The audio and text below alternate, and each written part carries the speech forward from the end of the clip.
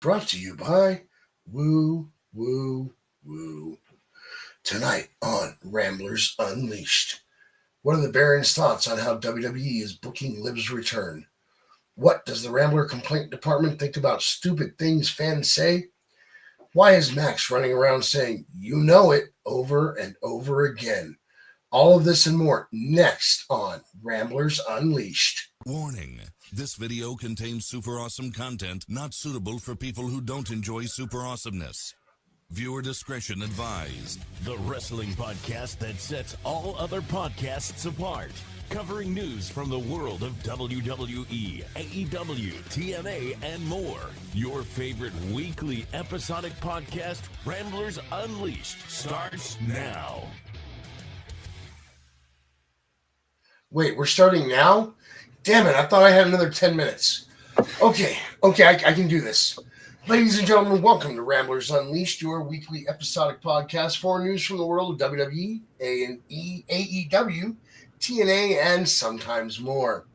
We are coming to you 24 hours after Raw went upside down at the Barclays Center in Brooklyn, New York.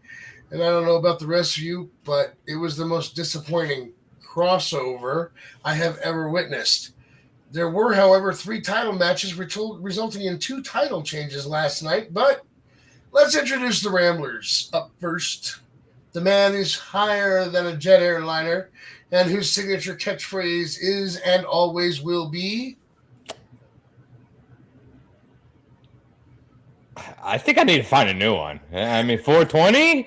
That's the one we're going for. Everybody, give a round of applause to the Baron.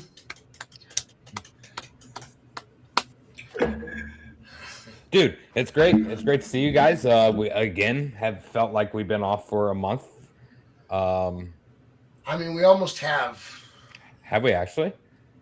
2 weeks. We missed the last 2 weeks for sure. Yeah. Anyways, it feels wild when we miss one show, but we're here. Lot to talk about. Yeah, the crossover thing. I'm not sure what was. Before we even get into the show, do you guys watch Stranger Things? No. Haven't watched it. I'm just starting season 5. Okay. All right. Well, I won't any spoilers or anything along those lines. But anyways, great show. I was looking forward to Raw. I started this early without having to worry about anything. But yeah, good to be here, boys. It's good to have you here. Up next, we got the man who destroys kayfabe, the man who does video game streams and, well, sometimes forgets to unmute his mic. He is the Rambler Complaint Department, CM Styles. Give it up for CM Styles. Hey, what's going on, guys? Yes, it has been quite a bit since we've been live, and it is great to be back here. I've missed out a whole lot of wrestling content, but I can't wait to talk about what we got on the card for tonight. Well, that's good because I picked something a little fun for the DK segment tonight. And when I say DK, I don't mean Donkey Kong like 8-Bit Unleashed. I mean DK as in destroying kayfabe. All right. Up next, the other member of the Ramblers crew. For without you, we'd just be a bunch of idiots talking to each other on a video call. Give it up for yourselves over there in the chat.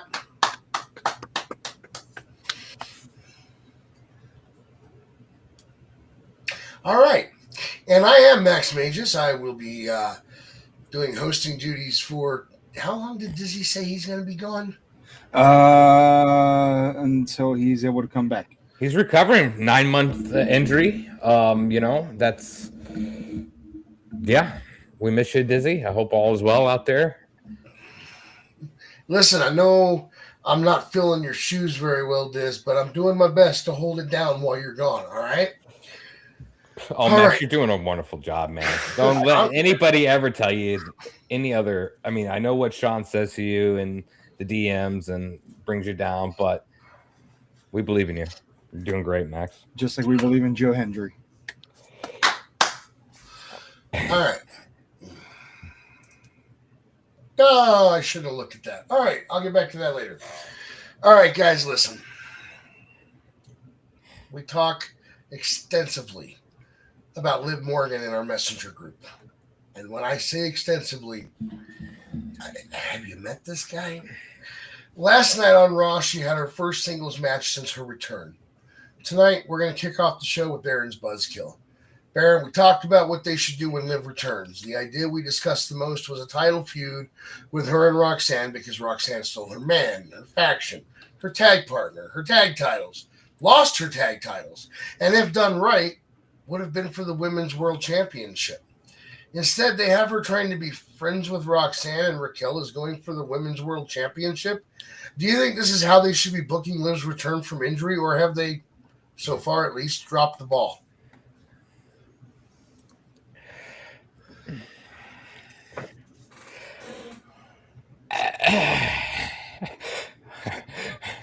Why are you doing this to me? What are you doing, man? Why you got to ruin everything, Max? No. I mean, yes and no. I mean, she's only been back for what? For how long? Almost a month. She came back almost 2 months because she came back at Cena versus Dominic Mysterio in November at Saturday Night's main event. Fuck yeah. Jesus. Yeah. Time has flown. Yes, but I think what's really happened is there's been some injuries that kind of shifted some stuff around on the Judgment Day, right? You got to remember, Dom's injured, so maybe her run wasn't. You know what I'm saying? Like her and Dom together kind of made that picture and made both characters look really good. So maybe that's why we're kind of thinking that with what they're doing with her return, because he got injured. But yeah, I still think they're brewing the Raquel and Roxanne kind of turn at some point, right? You can still see it with her week-to-week shows where she kind of just looks disgusted or something along those lines. So I think that if that's the route they're going to go with it, I think it's going to be okay. But yeah, I agree that it hasn't went as good as it should be, if that makes any sense. If any of that made sense to anybody. Because, it's harder to describe because, it's a yes and no to me because, I think there's injuries that happened.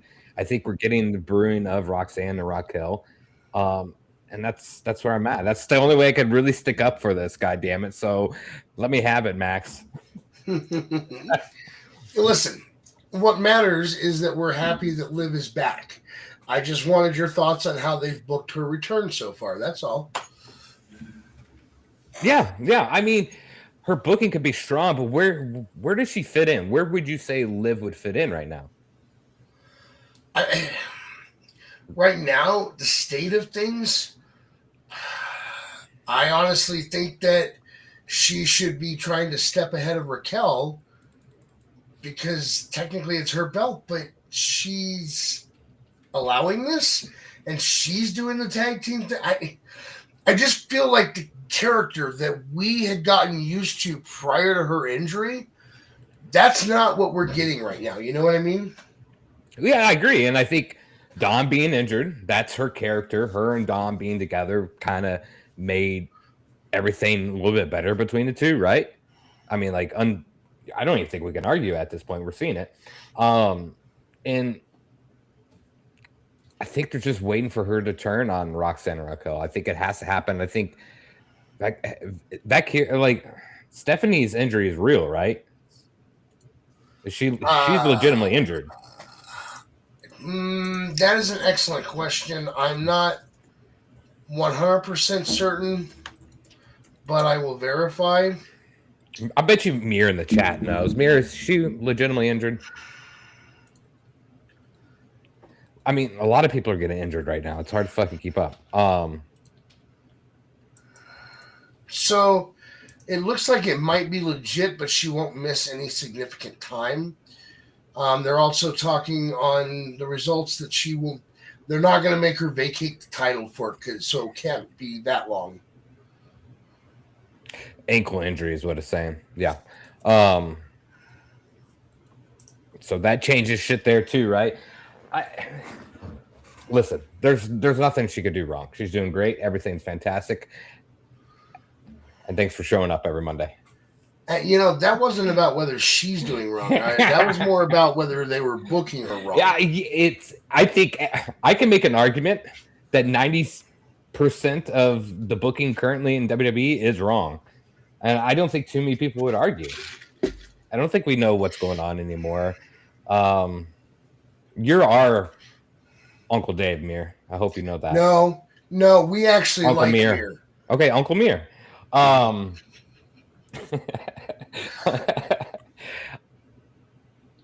like I said, I can make that argument with a lot of the booking and wrestling in WWE right now currently. So it falls on course, I guess you could say. All right.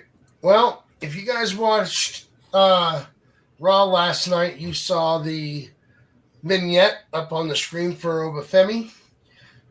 It is official. Obafemi is going to the main roster. And tonight, after New Year's Evil, they did something really interesting. I haven't seen them do this.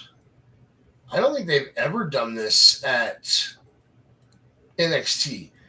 Usually when the champion is leaving the NXT roster to go to Raw or SmackDown, they drop the title first. But that's not what happened. This story comes to us from Fightful, and it says, Femi leaves the title in the ring. Headlining the 2026 NXT New Year's Evil special was an NXT championship match that saw Obafemi defending the belt against TNA X Division champion Leon Slater. Sitting ringside for the belt was TNA Wrestling President Carlos Silva. Femi ended up defeating Slater in what was the second defense of his current NXT title reign. After the match, Femi posted in the ring with the title and then proceeded to leave the belt in the ring. Vignettes promoting Femi have been airing on Raw and SmackDown. As the NXT title was propped up in the ring, eyeing down the title was Tony D'Angelo, who I actually thought they were going to move to the main roster months ago. But hey, to each their own, right? Sal's, do you remember the last time we saw a champion just leave the title in the ring? Honestly,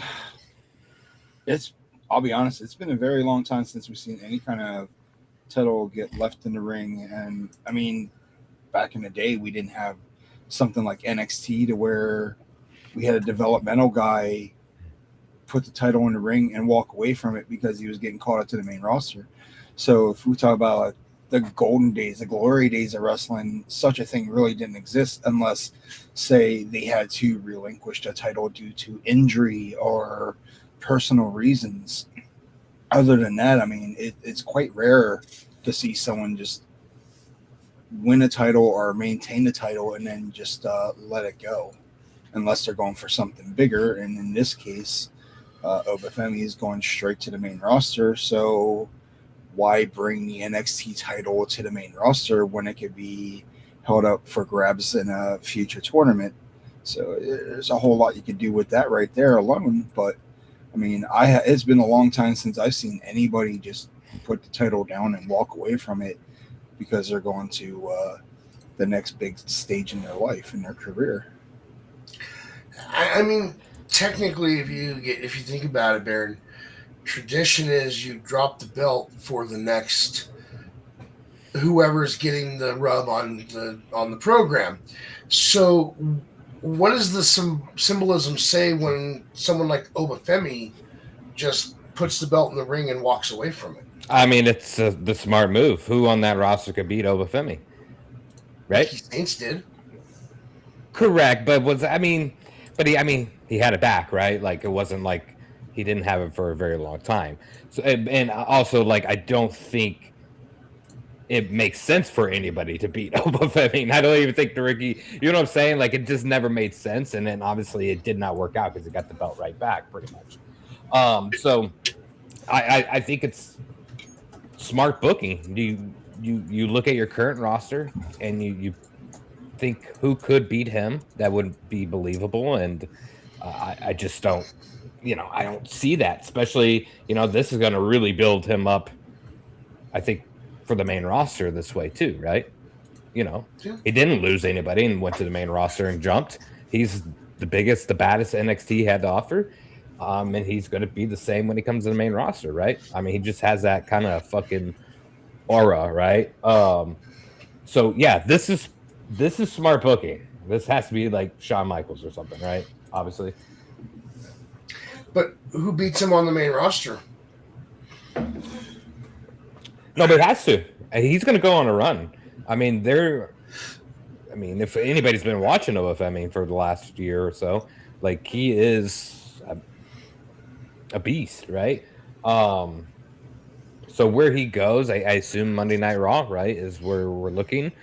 What kind of feud he could get into, I'm not sure, really. I'm not really too sure.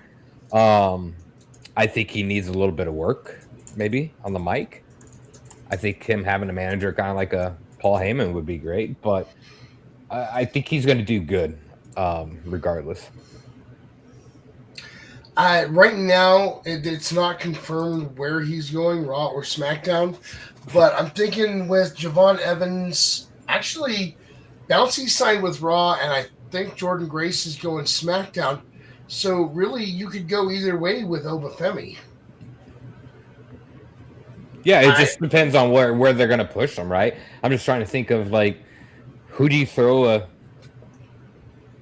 him up against right away, right? I mean, SmackDown Drew McIntyre.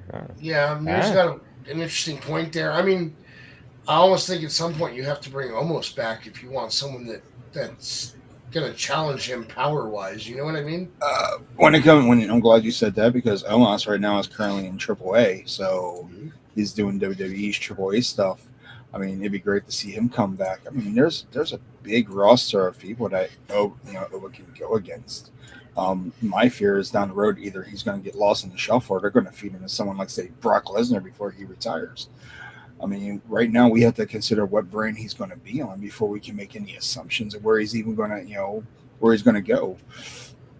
If he goes on Raw, well, I mean, he's going to be stuck with guys like Gunther, AJ Styles, Braun Breaker. Wouldn't that be some badass shit?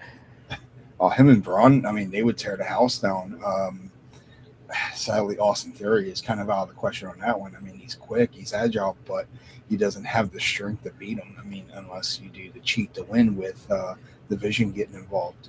I mean, there's a whole world of opportunities of how you can book Oba on both shows. It's all in a matter of how you want to book him first. Put him on SmackDown, he's going to be up against MFT right away. That's going to be the introduction.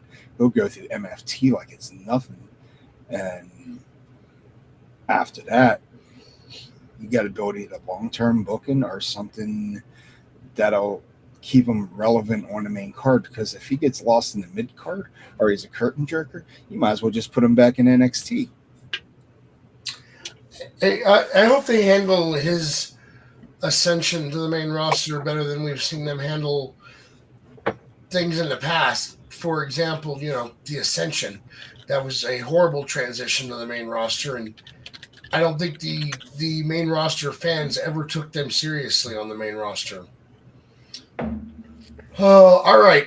As real quick, I just had to point out because I'm looking at the roster, right, and I'm looking at Raw and SmackDown, and just like SmackDown to me is way more stacked with like talent on their roster. I don't know if you guys have seen the updated roster sheet or anything for either show, but I feel like SmackDown has a better roster, in my opinion. I don't know. I can tell you for sure. For Obi to obviously go and face somebody. Right. I can tell you for sure that Jericho is not on either roster. Oh God, that's all people just stop. Like, I seen messages on social media after Raw is like they were bitching they didn't show up, and then social media just blows it up. I'm like, cool, dude. I wouldn't be so fucking excited to see Jericho at all. Like, I don't know. His AEW final bit kind of. I'm pretty sure once it was pointed out that he does still appear on the AEW roster, on the AEW website. Anybody that was still upset that he didn't show up on Raw is using some of that candy that Tony Khan has. That booger sugar? That booger sugar. All right. As you've all probably heard by now, Peacock's deal with WWE no longer includes the library of past shows. As of December 31st, the library has left Peacock. From what I can see, they still have the NXT, PLE, and Saturday Night Main Event deal, though. The question is, where did it all go? Well, if you've done some searching on Netflix, you will have that answer. From WrestlingNews.co, Netflix becomes official home of WWE Library in the U.S. The following was issued to us. Netflix becomes official home of WWE Library in the United States, January 6, 2026. Netflix and WWE announced today an expansion of their long-term partnership that will see the world's leading entertainment service become the dome of WWE's library in the U.S.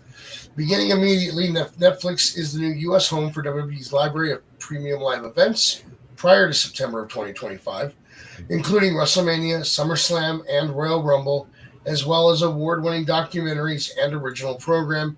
And yes, before anybody asks, that Royal Rumble is on there. This follows the January 2025 launch of WWE on Netflix, where Monday Night Raw has become a weekly staple in the global English top 10. Past episodes of Monday Night Raw are also available as part of the WWE library on Netflix. The arrival of WWE's library on Netflix also comes ahead of season 2 of original behind-the-scenes documentary series WWE Unreal on January 20th.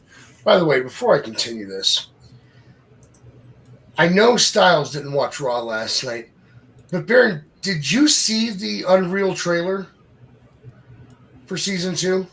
I think I missed it. They opened it with Paul Heyman. I think you at least saw that part because I think you mentioned that in the chat. Okay, yeah. I mean, I've seen it. We've seen it a couple of times though. I think it was between smoke breaks and stuff, but I was hearing in the background kind of ordeal, right? Yeah, yeah. I go ahead. I know where you're getting at. So there was actually two things in the trailer that drew my attention. First off, they open with Paul Heyman. And Paul Heyman's like, contrary to popular belief, I am not a big fan of your show. I am from a time where you closely guard your secrets in this business. And I was all, yeah, you go Heyman, because I don't like the concept of Unreal myself. The other thing is Seth Rollins was telling a story. I'd seen a meme earlier in the day yesterday for this that actually came from what he said there. Apparently, Ruth said something to her teacher along the lines of his injury was fake or something like that. And he's like, Rue, you cannot tell people that. So if you have not seen the trailer for Unreal, even though I'm not a big fan of the concept of the show, the trailer did crack me up. Oh, and Naomi's on there talking about, we had multiple reasons why we left. Oh, yeah. I do like it though. Like it,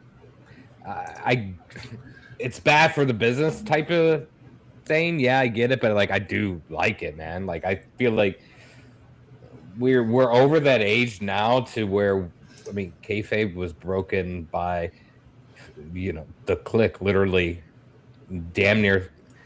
I mean, we've got to be pushing 30 years at this point, right? No. I mean, I really don't know how long ago it's been forever. Holy crap. It's been almost 30 years, right? Am I thinking right? May 19th of this year, it will be 30 years since the Madison Square Garden curtain call. Oh, wow. Boys, we're old. Hey, take that away from me. I mean, no, I mean, like, yeah, we're definitely old. And I was young during that period of time, but I remember it. And you know what? I don't think I ever got to see it then. I seen it years later when like internet happened, right? It wasn't, I mean, we didn't get to see that shit, but it was in one of those old school wrestling magazines. It wasn't like the WWE one. It was it like Wrestling Inc. or Wrestling Pro Illustrated or whatever it was back in the day. And I remember opening it and seeing that and reading about it. I'm like, what the fuck does this even mean? But yeah, man, 30 years. Holy shit, that's embarrassing. Let's mute our mics now. And that was such a big deal at the time.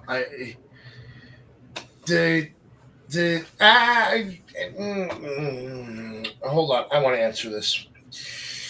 The difference is that reality shows on like Bravo don't admit they're scripted, but there is some scripting to protect certain aspects of what you're doing.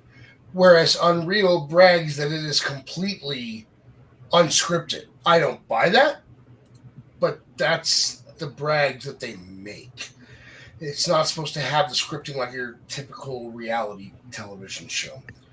But I remember that it was such a big deal at the time that they had done that. I remember hearing about that this was not something you did. You violated the holy sacred rules of the pro wrestling business. And my understanding is Triple H spent like the next 6 months punished for what part of that's been the big story on that. I mean, but to go back to your topic here and what we're talking about, I mean, we broke this a long time ago, right? Like doesn't matter anymore.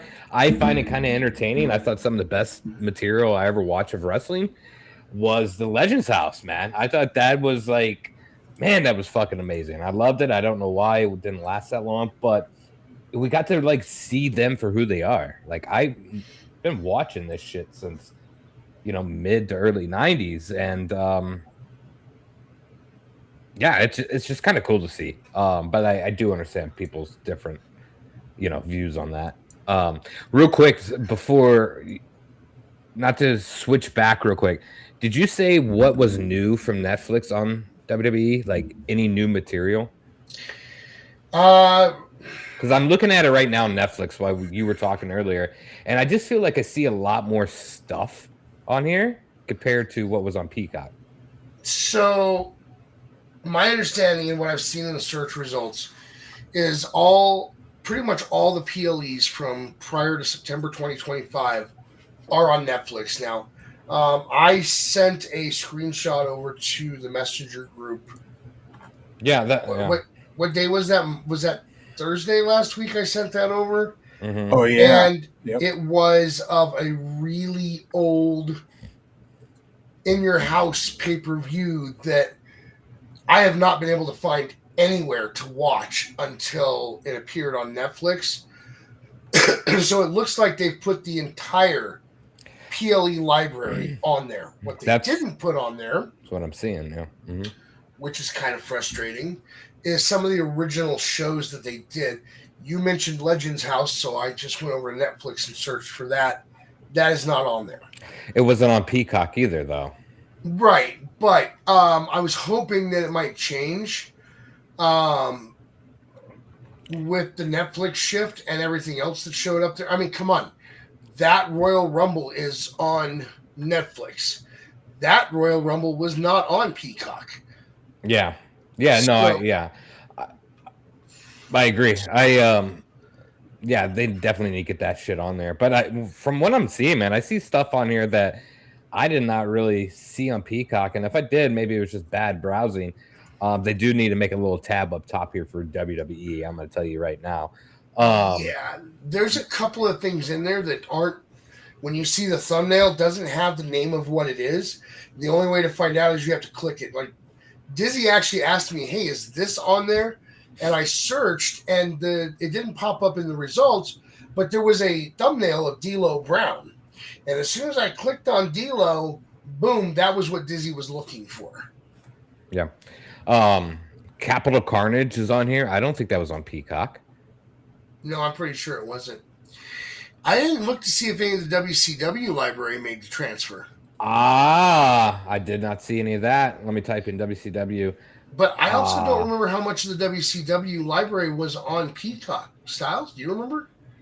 To be honest, I mean, I get on Peacock from time to time. You had a better chance to find everything in the WWE network before you could find anything on Peacock. I mean, from what I remember, Peacock had a very limited library, mainly due to sensitive content, or not sensitive, well, I guess you can call it sensitive, censored content from the Attitude and Ruthless Aggression eras, because anything that was offensive to the modern day audience could not be on their platform. So let's just say the WWE network was completely alienated, and so was their content on Peacock. I don't see WCW on Netflix at all. I don't really remember if it was like Nitros and shit was on Peacock. I really don't remember. I had the YouTube guy for that shit, and I ever get one. But since you said WCW, I'm glad you said that, because WWE has a WCW YouTube channel at this point. I'm not sure how recently they've updated anything, but you'll find more WCW content on their YouTube channel. Why would you want to go to a streaming platform? Oh, fuck, it is on there. When you got YouTube to find almost everything that you're looking for at this point. I like the free barrier than paying for something that's not there. Well, and that was the other thing I was going to point out as part of this story, is what I'm hearing is if you don't find it on Netflix, look it up on YouTube. If it's not on YouTube, give it a couple months and then look again, because anything that they're not moving to Netflix right now that doesn't have a specific deal, like the NXT PLEs and there was something else. Oh, the WWE PLEs that are on ESPN Plus. Anything that's not covered by those deals right there, if it's part of the WWE library, it's probably going to end up on YouTube here soon. Yeah. No, I mean, this is great. I kind of want to go back and watch some old stuff, as I normally always do, just for the funsies. I'm thinking this weekend I might watch Over the Edge 99, since, as I showed you guys, it actually is on Netflix. I kind of wonder if somebody jumped the gun and uploaded a bunch of stuff that WWE swore would never make it onto their platforms, and it just hasn't been noticed yet. No, I mean, it was on the network. Yeah. I mean, it was on WWE Network, like legitimately on WWE Network. It wasn't something that took off. I remember watching it off of there.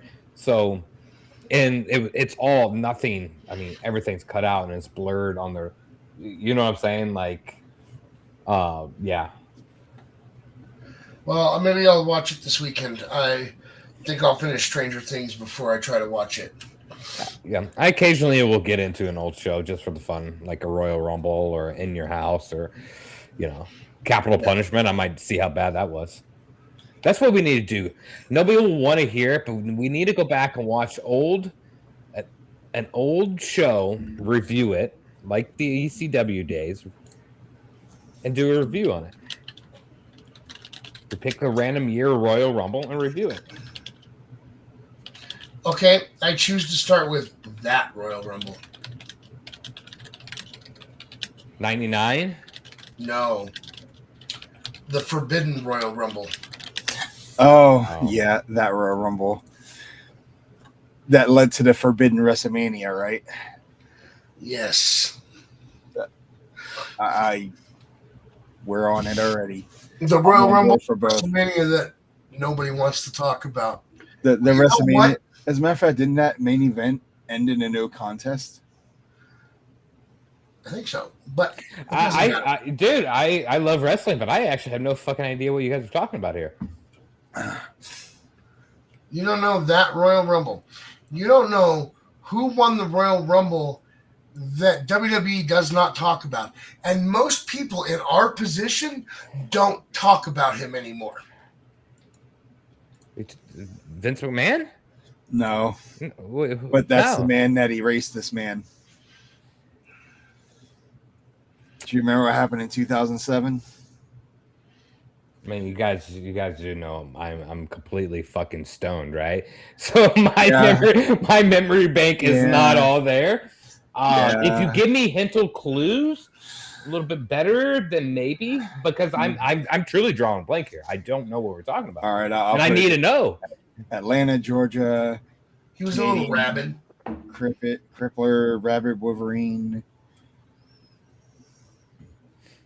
Oh, okay. Yeah, okay, I get that. But what did they do with the Rumble and that Mania? They don't cut those out. They did not put them on Peacock. Yeah. They weren't on Peacock.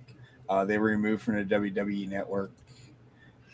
The name itself is a forbidden name. If you created a character in a WWE game, you would instantly get banned from 2K Network. There was a whole lot of controversy behind one man. Yeah, I understand that, but I don't think that was ever blocked out of Peacock. I think that's not true. I legitimately remember watching that Royal Rumble on the network, the WWE network, not on Peacock. Peacock. I swear it was on Peacock. All right, we can discuss this man more at a no more discussing that man. Oh no! If we are going to review that Royal Rumble and that WrestleMania, we're gonna have to discuss him at a later date. Anyway, SmackDown comes from Berlin, Germany this Friday. So even though it's on USA, expect your timing to be just a little off. For sure, next week on Raw will be off.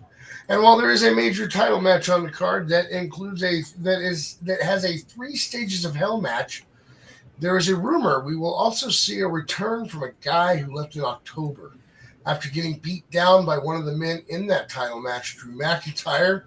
Our next story comes from RingsideNews.com, and warning, there is a spoiler alert. Jacob Fatu is expected to return to WWE television during the January 9th episode of SmackDown in Berlin, Germany, but don't expect him to be the same fan favorite he was before.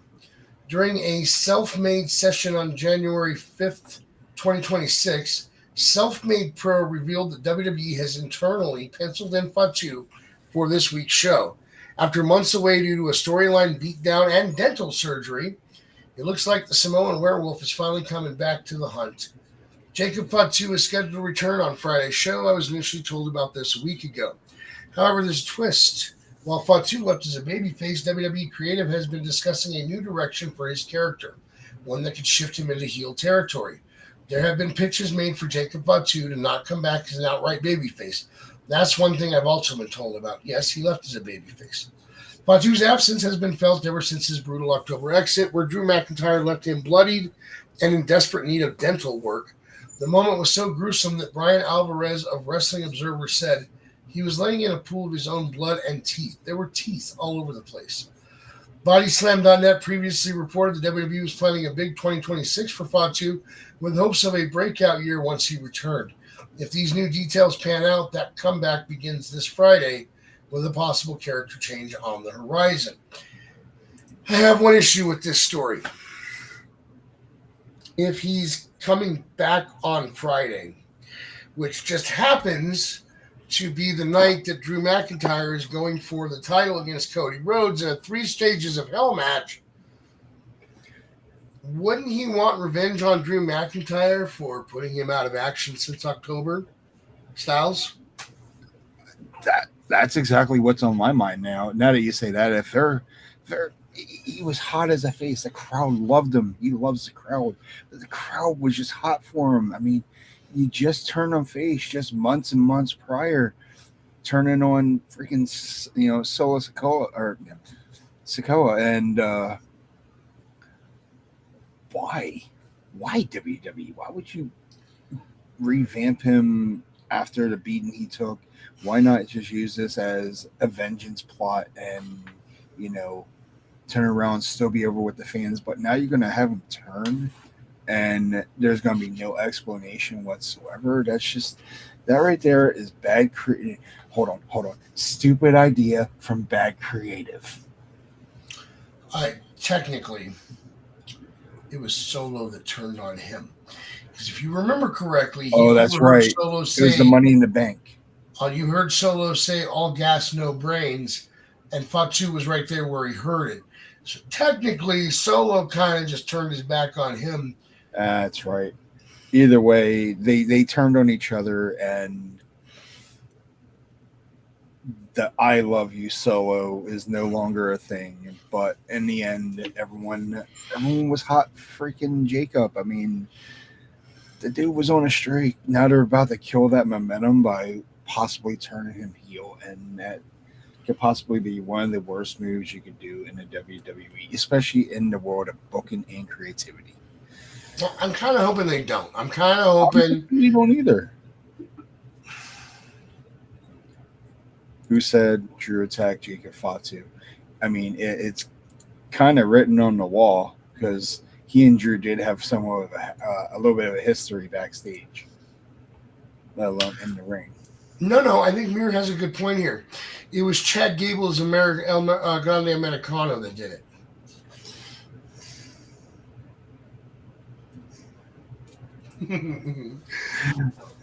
All right. I don't know about you guys, but I'm looking forward to Jacob Fatu's return.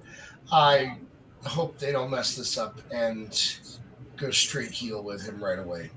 I don't mind if they transition into that, but Yeah, that dude wants revenge on Drew McIntyre, and I think he should be allowed to have it before he goes heel. What about you, Bear? Yeah, real quick. I mean, that's all hearsay and shit, right? Like, no, how the fuck do we know? He's one of those. They could make him heel. I think the crowd would still, cheer for him and shit, right? He's just your typical badass guy. I assume he's probably coming back Rumble, right? I don't know how this one's gonna work. I don't want to keep saying all these people will return at Rumble, but you got to remember they're in Saudi Arabia this year. Well, the report that I just read says Fatu is going to be in Germany on SmackDown this Friday. Okay.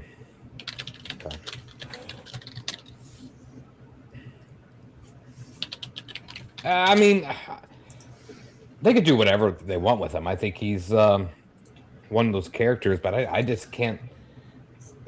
I just don't understand why they would make him a heel. Doesn't make any sense at all. Yeah, I mean, like I said, I think he at least needs to get his revenge on Drew first, or on the Baron, whoever actually attacked him before he turns heel. All right, guys. AJ Styles, who slapped Gunther on Raw last night, saying Gunther wouldn't do anything about it because he's a little bitch, leading to a match next week in Germany, and who Matt Hardy predicts will have one last match in TNA, responded to a fan on Twitter recently. Tonight's Destroying Kayfabe segment will discuss both the original tweet and AJ's response. On January 3rd, Twitter user Muckraker1975 tweeted, "Should have finished with the AEW run. He chose the WWE money." To which AJ replied, "I'll take dumbest things to have ever been said for $100, Alex." Now, Sal's, ignoring how we feel about AEW overall, and specifically one person in particular besides Tony Khan, and how we feel about the AEW stands, do you agree with AJ, and why? Oh, absolutely. I mean, for AJ, it was a business decision for him. It had nothing really to do with money. I mean, yes, it's a good money-making opportunity. But here's the thing. AEW did not exist when AJ joined the WWE. He joined in, 2016. AEW didn't come until 3 years later. You know what? He got on the road. He made some money. He made a larger fan base. Yeah, would he be successful in AEW? Oh, absolutely. But here's the thing. It had nothing to do with money. It had nothing to do with contracts. It had nothing to do with any of that. And if you saw the video where I think it was a house show or a live event, whatever they call it, where that fan had the AEW title and he wanted AJ to sign it. Like, I wouldn't be surprised if that was the same fan, because he's like, he's not going to sign it. The security's like, cut that shit out. And AJ's like, Nick, Matt, I love you. He loves the company. He loves his friends that are over there, but he's doing what's best for AJ. AEW, he goes in there. Who knows how long he would work for before his body stops functioning because of all the high impact. If there's anything I can't stand more, it is an IWC mark. Hands down. I used to be one myself, but not on that level. They say the dumbest shit. They use the catchphrases in the worst ways possible. What? Have them. Yeah, exactly. See, we're already off to a great start. I can't stand the fans of today. As if the fans of the 90s and the mid 2000s was one thing, this 2025 crowd has been there since probably, I'd say, 2018 and now. And this is a new shift in the fan base. As a matter of fact, it was well known in WWE before the pandemic during the Authority era. Who remembers when the fans were, what's that term that Daniel Bryan used? Fickle, when they didn't get what they wanted because they were entitled fans. They say the dumbest things to the wrestlers.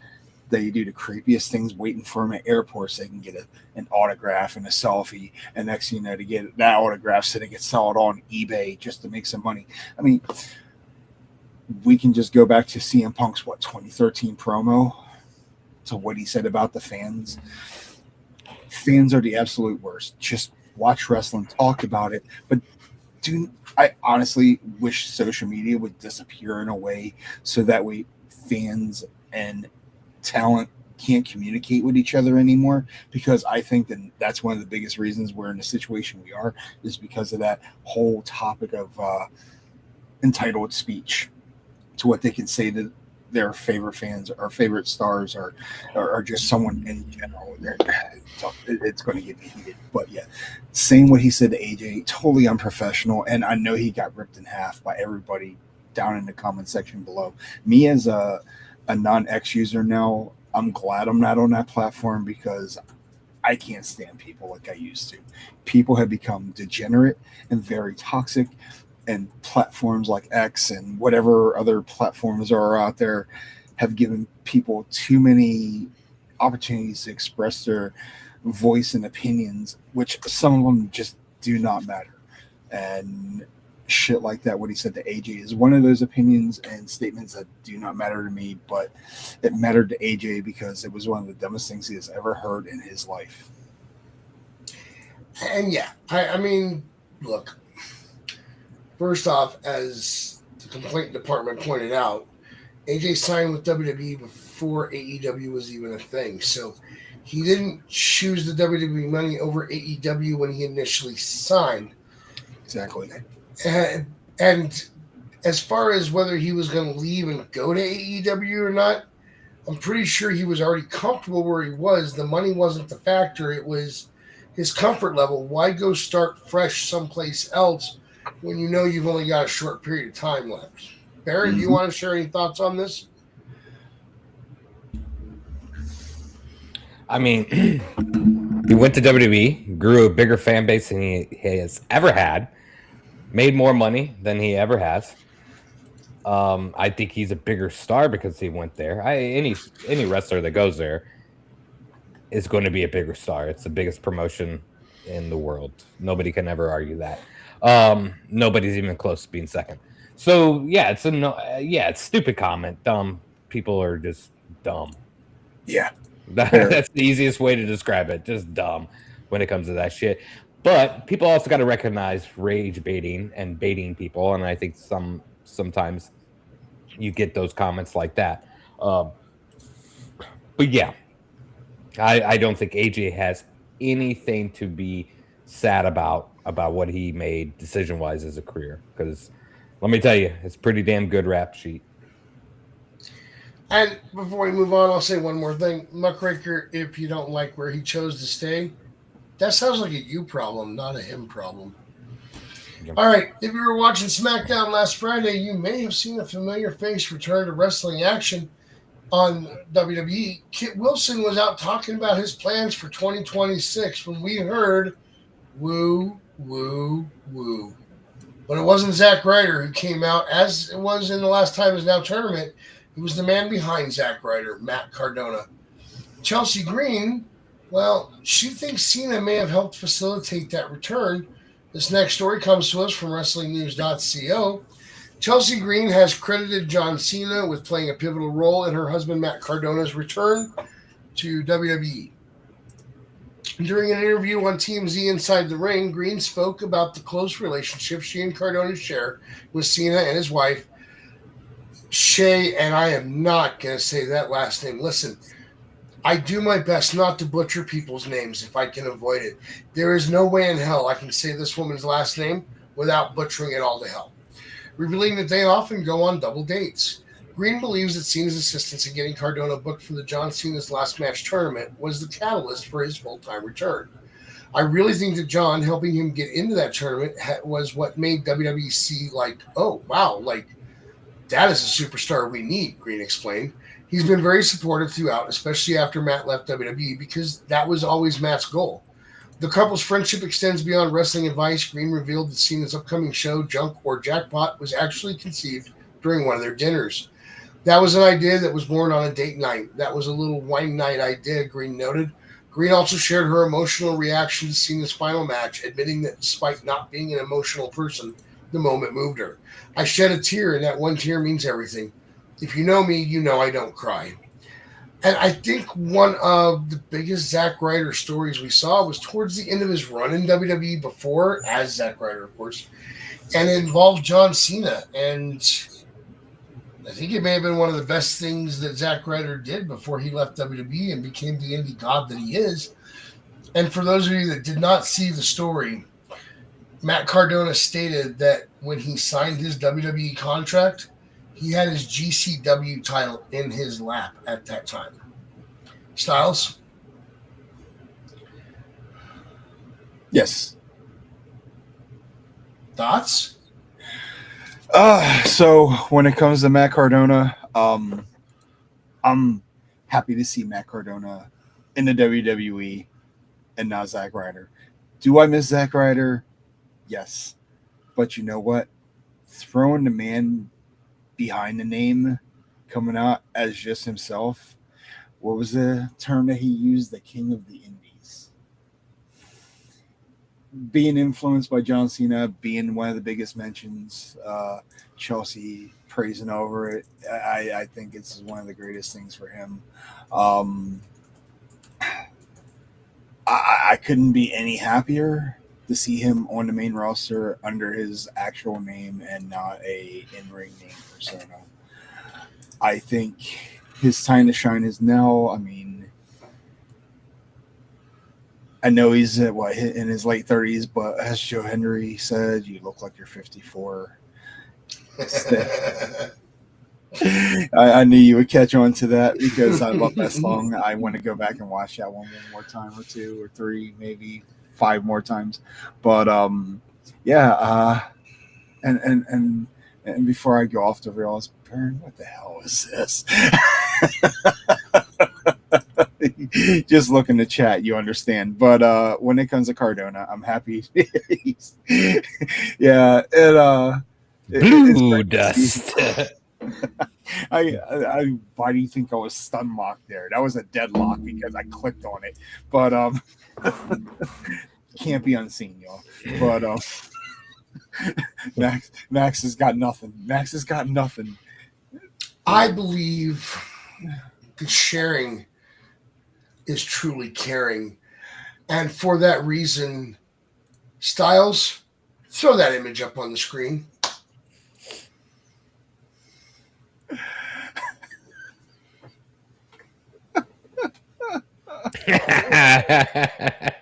Ladies and gentlemen in the chat, you're welcome. Blue dust. I'll never forget.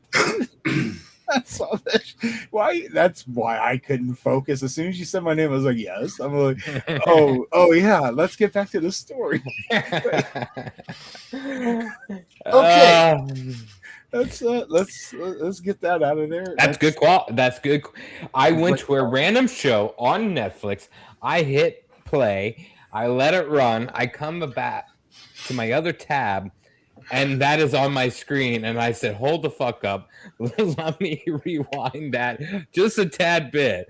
And I got that pay-per-view in there, PLE, and I remember that moment. I remember that pay-per-view PLE very well. I don't remember Blue Dust at all. I remember the Blue Dust gimmick. Well, you know what? We're going to do a WWE retro from the past one day. We have to do a review of something on this channel of a old PLE, because I've watched all these for years. I have not missed one, but I have forgotten so much shit over the years, and that's one moment right there.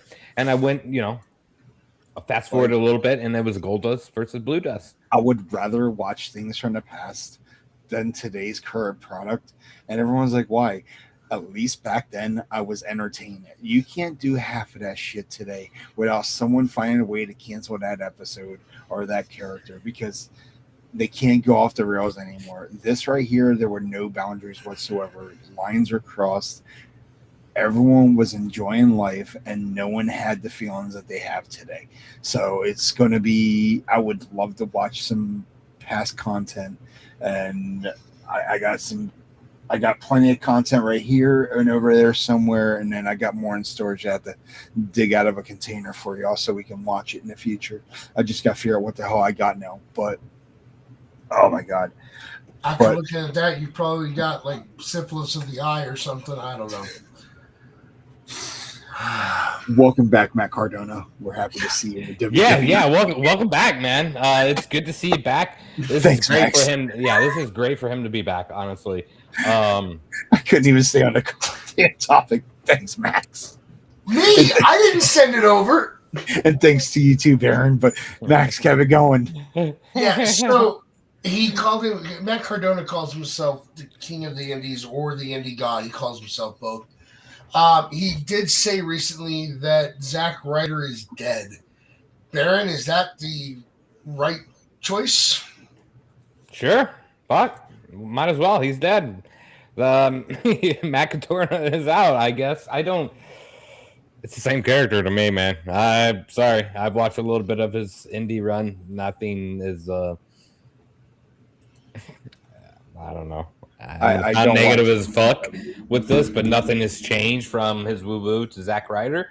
A little bit more gritty, but that's about it. So that's all he's got.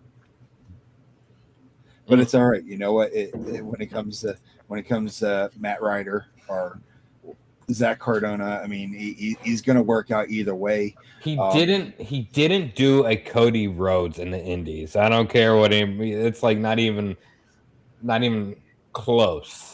Right? Cody left WWE, went to the Indies. I mean, look at him now, right? I mean, you're not getting Cody that. Did from more than just go to the Indies, though. I mean, he went to Japan. I don't know if Cardona did that. As a matter of fact, Cody for a short bit went to TNA or Impact Wrestling at the time. That was a very short stint, but not just Indies. He's went all over, but like he went to those $5, $2 hot dog joints, $4 beer joints. Like he did that. I mean, I'm not sure what's being mentioned over in that chat. We don't mention that name. Who? But yeah, I really hope for the best, and I hope he pairs up with Chelsea Green. Are they on the same show? Yeah. Yes, they are. Is she injured though? Or is she still? No, I don't think she still has a title, right? Nope. Julia won it back. Did she win it back? Oh man, I missed them. Friday night?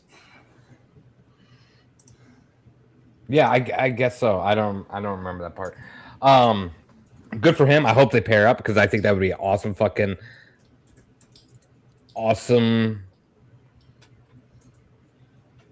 pairing. I think it would be funny. And I think the only thing that's on our minds is the blue dust at this point in juncture, because that's all that I'm seeing. Sorry, guys. No, we're gonna move on from Blue Dust because, damn it, we've got a show to do. Yeah, we gotta keep this going. All right, so Who's going?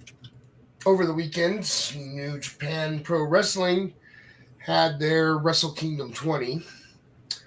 As you may or may not know, it was Hiroshi Tanahashi's retirement. Well, a lot of people have expressed disappointment and outrage that Shinsuke Nakamura was not at Tanahashi's retirement match and ceremony. Shinsuke himself has made a statement. This story comes from Fightful.com. Shinsuke says that he did everything in his power to be at that retirement. Shinsuke Nakamura comments on missing the retirement ceremony of Hiroshi Tanahashi. Hiroshi Tanahashi was greeted by friends and foes of the past during his retirement ceremony at NJPW Wrestle Kingdom 20. Katsuyori Shibata, Kenny Omega, Jay White, Kota Ibushi, Tetsuya Naito, Will Ospreay, and more were present for the ceremony, but Shinsuke Nakamura, one of Tanahashi's biggest rivals and closest friends, was notably absent. I believe I did everything I could, but it didn't happen. Well, maybe it was because I had other missions to fulfill. That's the only way to see it. In its own way, it's dramatic, I suppose, Nakamura told Tokyo Sports regarding his absence. Nakamura is signed to WWE and appeared on Friday's WWE SmackDown. Nakamura continued, when Mr. Tanahashi's retirement was decided, while exploring the possibility of facing him in his retirement match. Despite our long-standing relationship, I felt a connection we hadn't had before. I truly thank him from the bottom of my heart. I hope that going forward as president, he will continue to energize not just New Japan Pro Wrestling, but the entire Japanese pro wrestling scene. Nakamura sent Tanahashi a gift of flowers ahead of the event. Tanahashi paid tribute to Nakamura during his match against Kazuchika Okada, hitting the Kinshasa on Okada. Now, there are a lot of people that are complaining that he had, a 10-second segment on SmackDown, and that they seriously couldn't just cut that and let him be in Japan. I mean, he is under contract with WWE. At the end of the day, it's their call. And they are pushing forward an MFT Shinsuke story, I guess. So I guess even though it was only 10 seconds, he needed to... Here's the thing. His best feud, I mean, Nakamura, and that started some shit, right, in New Japan, and really, like, I really feel like at that point, that's where a lot of Americans kind of got into New Japan a little bit deeper. But Tanahashi's best matches, best rival, like, feud is with Okada. I'm not even sure how people could make an argument with that. And so it was good that he was at the show and obviously had a match with them, right? So, I mean, like, people are never happy if not everybody shows up to this. I do agree Nakamura should have been there, right? I mean, we had Jay White, we had fucking Omega there, right? I mean, we had some... Yeah, I totally agree. But I feel like Okada has been his best feud. I mean, that's got to be his top 5 matches, all with Okada. Like that with Naito, whatever. I know, yeah. Those were his matches that I remember that really were big. So, you know, he's signed with WWE, right? I mean, we're just not shipping people over to New Japan for that. And who has a better deal between the two is AEW. So, of course, their stars are going over there, right? So, right. Styles, do you have thoughts on it? But real quick, just want to give a shout out to Tanahashi. I mean, that is, you know, just as big as a John Cena retirement. It really, truly, I mean, for what it's worth, right? Like, he is equivalent to John Cena in the other side of the world of wrestling, right? So, big shout out to him because many years of watching him and always been phenomenal. Yeah, I mean, when it comes to Tanahashi, if I recall, he is one of the founding members to the Bullet Club. Had a very successful career, especially with the guys. I didn't watch a whole lot of New Japan over the years, but I've heard his name whipped around a whole lot. And when I was told about his retirement match, I thought to myself, I thought he was new because that's how out of touch I was with New Japan. But realizing, these guys have been, well, for one, they work a strong style. They don't work a light schedule like over here in the U.S. So no matter how long he worked, he put his body on the line every single time. Every match is a hardcore match. Getting an opportunity to retire from the ring, one of the greatest honors of all time. I mean, right now, 2025 and 2026 is the year for retirement. A lot of top stars are retiring, and I mean, we just lost Cena. We're about to lose AJ.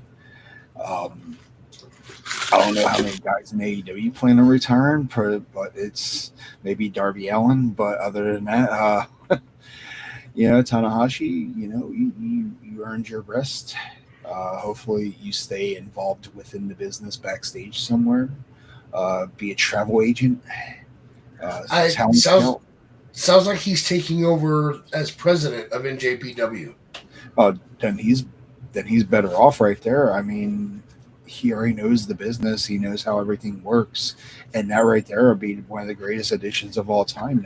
And being able to perform and then give your final match. And when you talked about Shinsuke, like you said, Shinsuke can only do so much. Like you said, he's also under WWE contract, so it's up to them on the obligations of how that's going to work out. Overall, I'm sure these two probably talked over the phone right after the match was done, and the same happened with Randy Orton and John Cena when Cena retired. Look where Orton was. He was over in freaking Saudi. I couldn't even get out. But yeah, he was over in Saudi Arabia when they were doing all the Cena retirement stuff. So, it's just part of the business. A lot of fans can't grasp onto that. It's just like the whole tease of breaking the walls down on Raw and not getting Jericho to go with it. Fans these days, I'll say it again, I'm tired of the fan base. The fan base thinks, oh, we deserve this. And yes, you do. But if he can't be there, don't get upset if they're not there. Don't get upset if you don't hear about them or whatever. Just be a fan and not a baby. Right. And Mir, just for the record, in Japanese circles, his retirement was as big as John Cena's was for us. It would be like if Mil Mascaras was having a retirement in Mexico.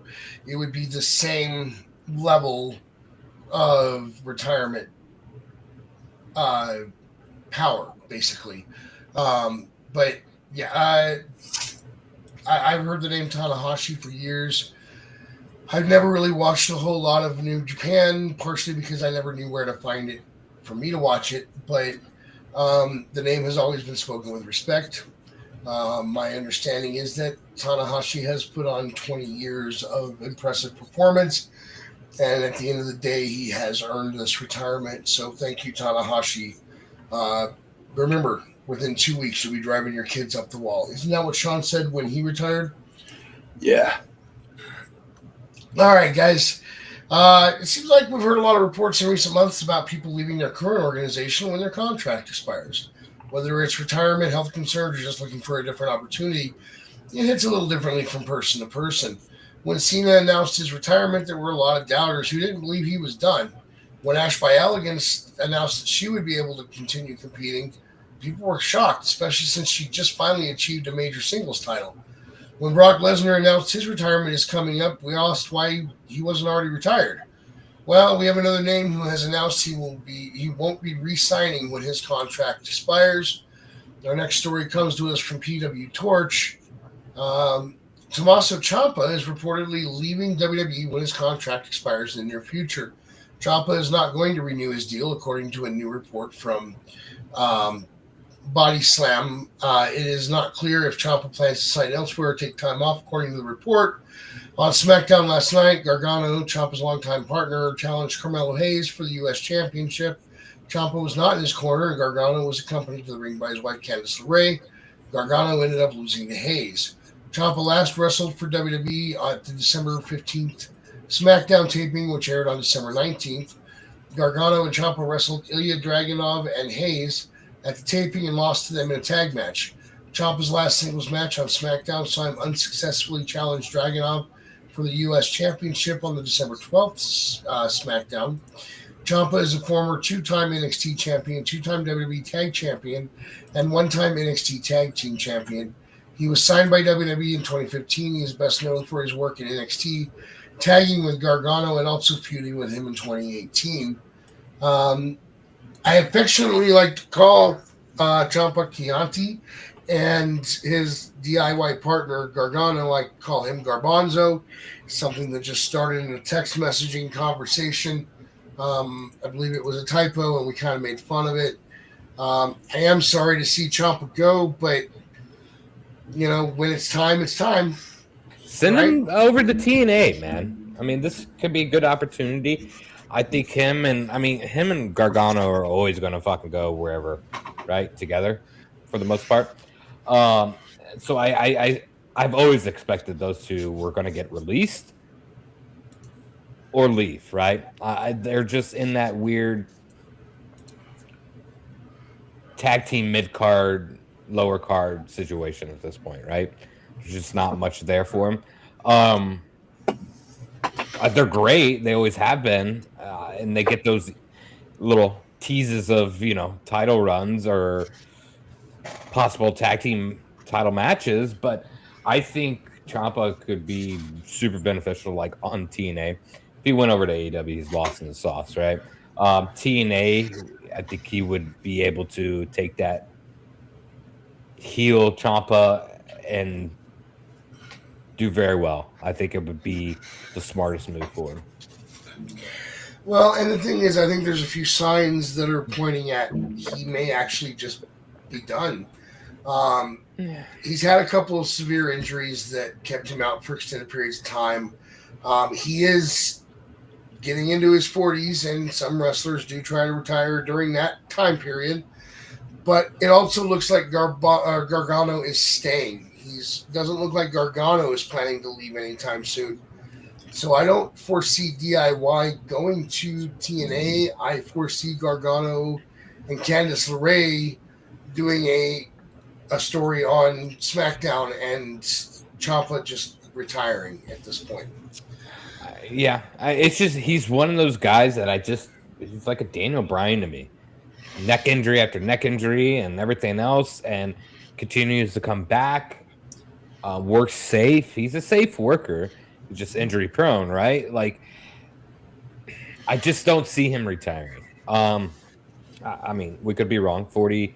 He's definitely pushing 40 at this point, right? He's got to be over 40. But I feel like he's got more, and I think he's a character that single wise could do better than Gargano. I think we already seen that in NXT with when he was heel, right? And I thought that was a fantastic run. So I think he could put a little time in TNA, and I'd be very fucking interested in that. Yeah, he's 40 currently. He'll be 41 in May. Okay, so yeah. Well, worst case scenario, he can always be the Undertaker's lawyer for whatever need necessary. Yeah. He just has to grow his hair back and wear a pair of goofy glasses and have a baby face all over again. Other than that, I mean, the guy's career is pretty much coming to a close. I mean, like you said, injury after injury after injury, multiple surgeries on his neck, if I recall, as well. I mean, yeah, he may take it safe, but every promotion works a little bit different. No matter how safe of a style, there's always that high impact. And all it's going to take is one bad bump down the road and that could completely paralyze him. Honestly, if I were him, instead of considering working in the ring and being anywhere around it, start a wrestling school. That's what most of these guys do as soon as they get to close to retirement. Either they run the school or they teach future talent how to wrestle, or they run it, and then they have a group of professionals that have run the ropes with them over the years, and create his own wrestling boot camp. And I mean, the guy has a future in the business wherever he goes. It doesn't matter if he stays with WWE as a backstage agent. I mean, look at Bobby Roode, the same scenario. He's had multiple neck injuries, and that forced him in retirement. And this right here is basically another scenario for him. Now, when you say about DIY, Johnny Gargano, he's great. I'll be honest, he was better when he was a tag team partner with Tommaso. They always work great together, the best in ring chemistry. The only thing you can really do for a guy like Gargano, and I know fans will say this or hate to hear this, but cruiserweights, 205 Live, bring back the Cruiserweight Classic, bring in a new Cruiserweight division, get rid of that goofy looking Cruiserweight title they had back then. It was like that purple strap with it looked super ridiculous. Let's bring the original Cruiserweight title back with a new look to it and make it look super cool. You got a bunch of high flyers on the roster, and he would fit in with them. You got Dragon Lee, now that he's no longer tag team champ. Yeah, they yeeted that career right away. So you got him. You can throw him up against, Gargano versus, Dragon Lee. And I think you may have missed something. Since you didn't watch Raw last night, it looks like Dragon Lee, Rey Mysterio, and Penta maybe just temporarily, but have formed something up as of last night. Well, even so, you could still create a cruiserweight division with those. Oh wait, like a faction we're talking here, or I know I've been seeing clips where they're kind of working together. So he was backstage. Ray was talking to Dragon Lee, and he told Dragon Lee that he and AJ had a great run, and this is not the end of anything. He's come a long way, and he knows that Dragon Lee will bounce back from this quick. Dragon Lee thanks him and says, I got to go catch up with AJ real quick, so I'll talk to you later. So he takes off. Penta comes in. He says, hey, I got your call. I got your back no matter what you need. And Ray says, thanks. I always know you have my back. Last night during the main event, CM Punk and Braun were going at it. The Vision comes down. Logan Paul, Austin Theory, Bronson Reed. They go to get involved in the match, and out of nowhere, Rey Mysterio, Dragon Lee, and Penta all come out and take the Vision out of the match, leaving it one-on-one Punk versus Braun Breaker. Well, in that case, that could be short-term, or it could be a new version of the LWO. Or we can get a trios title out of this. If they develop let's not do that. No trio title. We've seen that. We have enough titles in the WWE right now. Yeah, but that's taking a book out of another page that we don't want to do. We see enough of that. Page out of another book, you mean? Yeah, something like that. Another right? company. Hey man, wherever he lands, if he goes somewhere, 2017, 2018, like him and Johnny Gargano had the best feud of, I wouldn't say of all time, but it was phenomenal, right? Down in NXT. They had a phenomenal run. Something to be very proud of, so wherever he lands, maybe it is for real. Like he's at that point of his career. A lot of injuries, like we said. I didn't know this, but I kind of clicked around on his Wikipedia because that's what I do. And I didn't know he's married to Jessie Ward. She was like from Tough Enough. I don't remember if you guys remember her at all. But I just found that interesting, so I had to throw it out there. And she's older than him. Yeah. Yeah. All right. Next story, I want to thank Dizzy for finding for me. I had seen something on it earlier, but only found one article. So Dizzy actually found me an article like 10 minutes before showtime and sent it to me. USA Network is no longer part of the NBC Universal umbrella. The story comes to us from Ringside News. The pro wrestling world is tightly intertwined with the television landscape. With any changing of hands when it comes to ownership, that always brings attention. The long-running relationship between NBC and USA Network officially came to an end today as Versant launched on NASDAQ.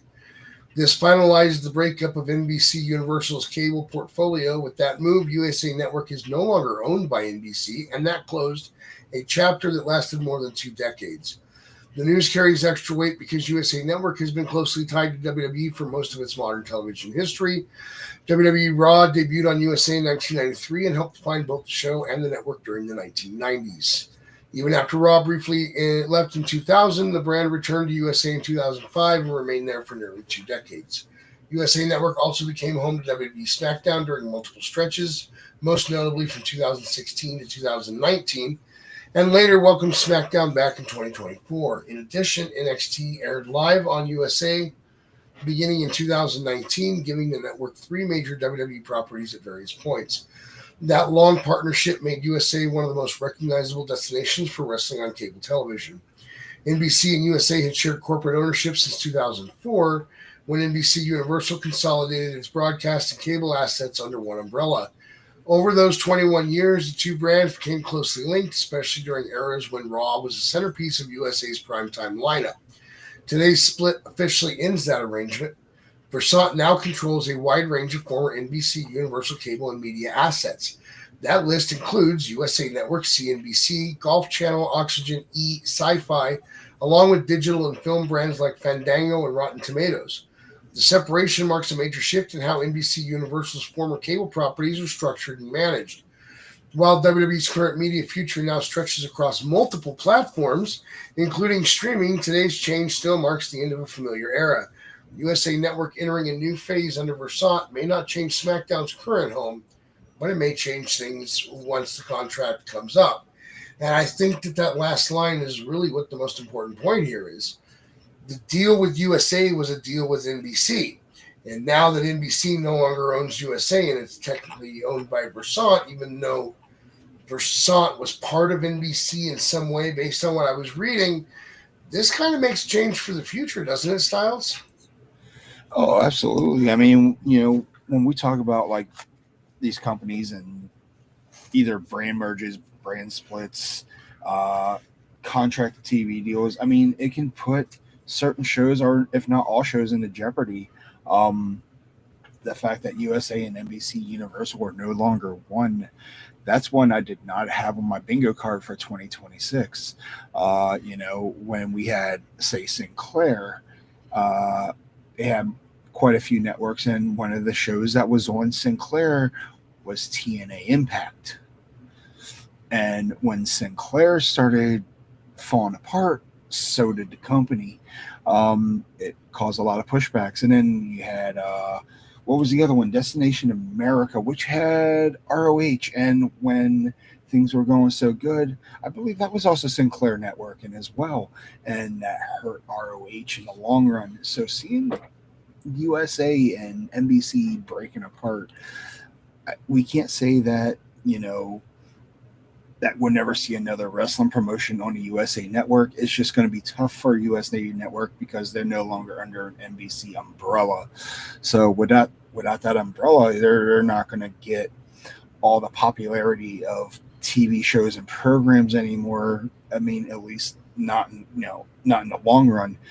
Short term, I would like to see another promotion on, say, USA Network. But I mean, we do have don't we get SmackDown on USA once in a while? So no, SmackDown is 3 hours on USA right now. That's right, because I just read a report on that. I mean, it's going to hurt the WWE sooner or later. For right now, I wouldn't be surprised. I mean, there's other networks out there. There's more than just NBC. I mean, you still have providers like CBS. What else is there? ABC. I would say PBS, but I don't think that would work very well. You would end up going from PG down to TVG.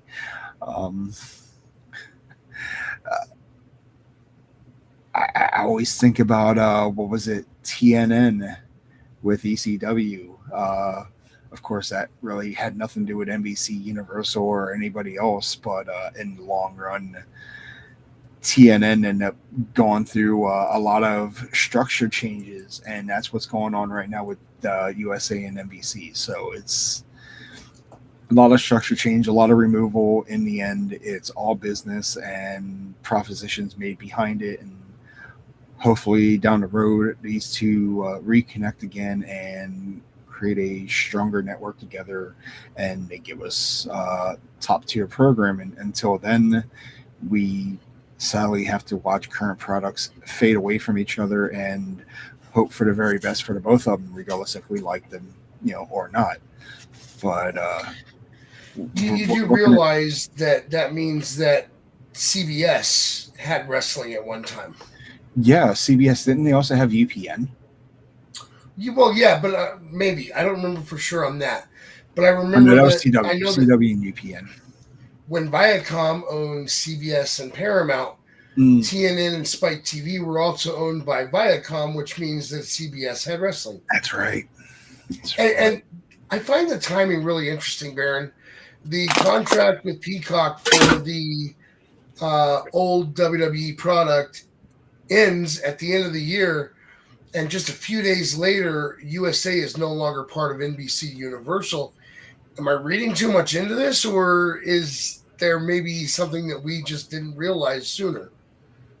I think we're all reading way too far into any type of fucking network deals. We talk about it every week, and everybody's doing this, everybody's doing that, everybody's doing this, and it all comes back onto the same fucking platform at the end of the day, right? A platform every single human being has. If you don't have Netflix, I'm not sure what you're doing.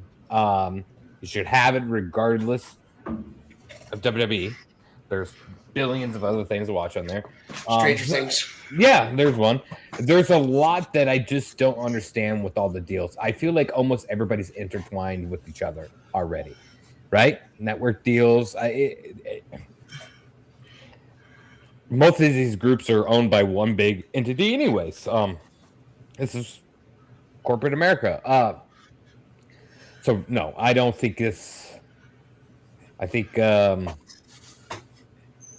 do I put it nicely? I don't think it's as big of a deal as anybody's making it out to be. Really, they've always been on USA. I don't see them going, right? I don't see I don't see the USA network going away. It's still prime time network for the most part. But yeah.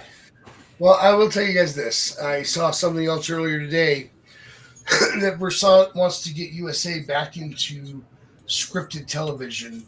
I mean, like, I don't know if you guys remember shows like White Collar and... I do. I love that show. I mean, there was a whole bunch of shows. I can't think of all of them off the top of my head. White Collar is Psych, Monk. I mean, there was a whole bunch of things that were USA properties. And it sounds like Versant wants to get back into making those. So I guess time will only tell us what Versant has in mind for USA and what we're going to see there. My understanding is that for now, USA and SmackDown are still in bed together, as it were, and there's no plans at present to change that. Moving on, injuries are far too common in this line of work, even when we do everything right. Pro wrestling is high impact. There is no way to avoid everything. That doesn't mean we should take stupid risks, though. I have said this before, and I'm sure I will say it again and again and again. Tonight's From the Desk of Max Magus, we will once again be talking about taking unnecessary risks. Our next article comes to us from Ringside News. William Regal shuts down backlash and selective outrage over Kyle Fletcher's spot. William Regal just made it clear he's not here for your outrage following his recent remarks about unnecessary risks in wrestling.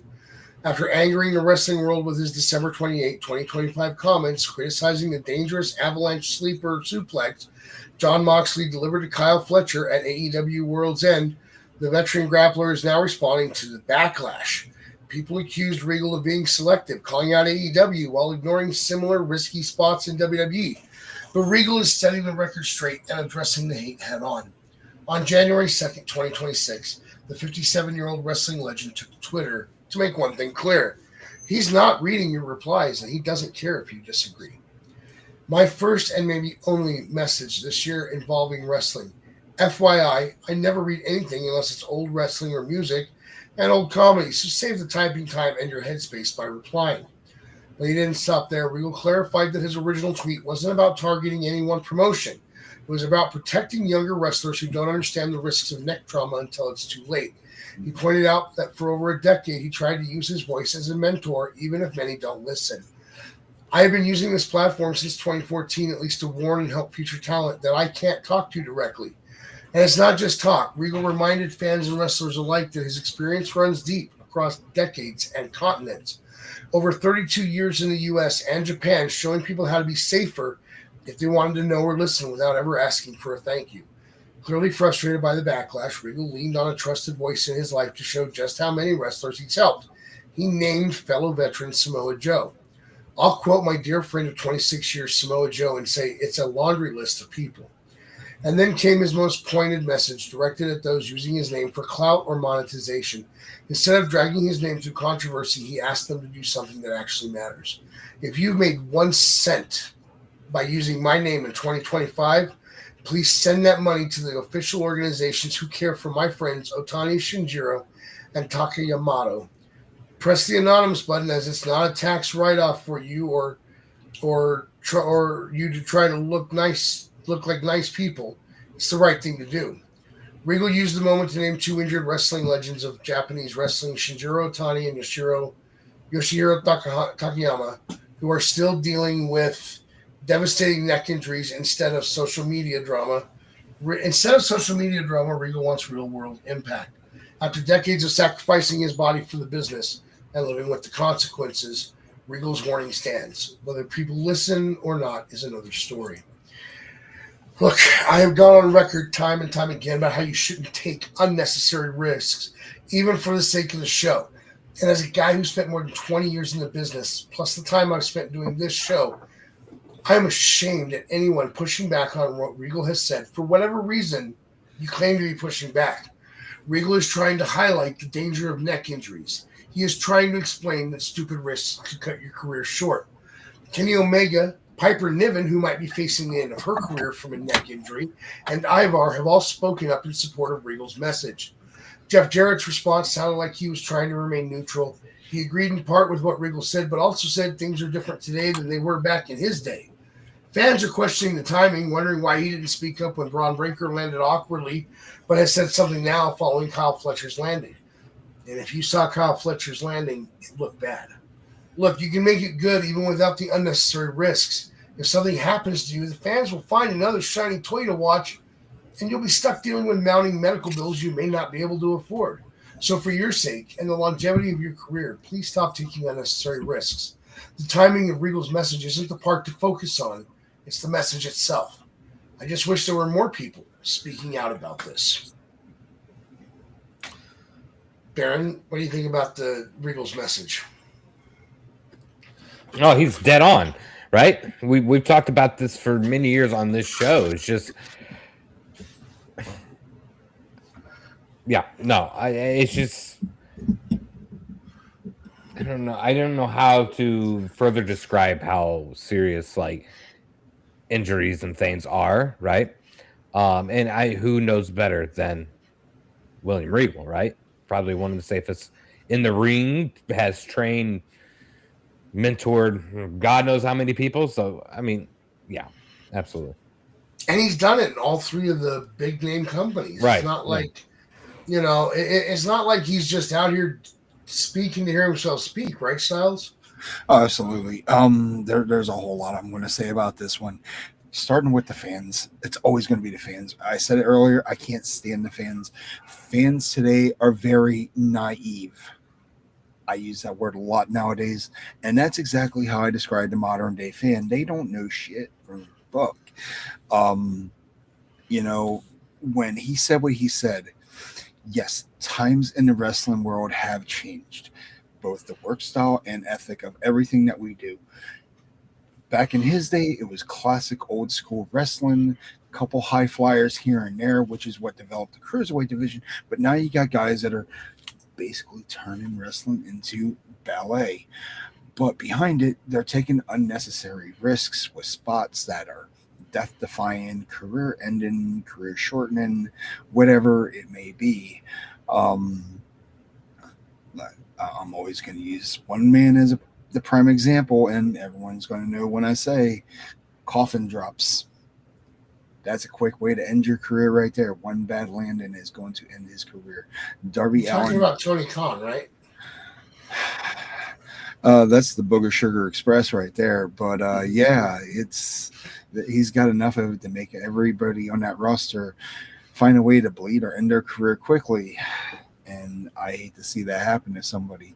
I mean, safe work styles are a must these days because bodies are becoming more and more fragile. You're seeing more injuries now, like you said earlier, you're seeing more injuries now than you've ever seen in the world of professional wrestling. Yes, we've seen injuries in the last 30, 40 years, but nothing like today. And it's all because of things like unnecessary high spots, unnecessary risks. It brings back to when New Jack faced Vic Grimes and a scaffold match. That was probably one of the very first injuries, and it almost took Vic Grimes' life. If you've never seen that match, I dare you to watch it. It is not easy to watch at the very end. But William Regal, when he talked about neck injuries is the very first thing that should come to your mind. CTE, concussion protocols, yes, that is important. But guess what? You can still come back from that depending on how severe that is. But if it's a neck injury and it requires surgery, or we'll go back to D'Lo Brown and Draws. What happened with that spot? Complete freak accident of an incident. But what did it do to Draws' career? It flatlined it. He was done. He lost feeling from his neck down below, and he was paralyzed for the rest of his life until his life's end. So when Regal says what he said, and oh yeah, Regal had neck surgery not too long ago. So he's a prime example of what he's talking about, and fans and even some talent may disagree with it. But guess what? Like you said, he's not going to read your tweets. He does not care about your backlash because he is absolutely spot on with this. Wrestling safety is the most important thing you can think of when it comes to all the talent. One bad move and that could be the end of your career. Like you said, Braun Breaker, he just did that Frankensteiner. I saw that spot and I thought to myself, CM Punk tried to catch him, but it was already too late. Why? Because Braun Breaker was just a little too excited pre-executing that spot before Punk was anywhere near ready to receive it. So injuries that require headshots, head blows, anything with the neck. We can go back to talking about Canvas Michelle. I call her Candace, but Canvas Michelle sounds about right because she shattered her clavicle with a bad corner top rope corner spot. I watched that the other day too. So injuries is a big thing for me when I watch the sport. I'd say Sid, but as soon as I say Sid, we already know what that just breaks me. But it broke him too. So bad spots and bad moves in general can either take you out of the career, take you out of your work for a little bit, or take you out of the career for good. So if I were fans in the talent, I would take William Regal's advice. I mean, he cares about the business. He's an old traditional guy, and I respect him pretty much every opinion he's got to say about the business today. Yeah, at the end of the day, it's like I said, stop taking unnecessary risks for these ungrateful fans that are just going to forget about you as soon as you're injured. That's what it boils down to. Yeah. All right, guys, we've made it to the TNA portion of the show, and I know what you're thinking. Wait, we usually do TNA last. No, not tonight. We're not. In TNA news, apparently they have set his name, and now he will appear at TNA Genesis. Joe Hendry, this story comes to us from Fightful. Joe Hendry is set to appear at TNA Genesis. TNA Wrestling announced that former TNA World Champion Joe Hendry will be live at TNA Genesis on January 17th.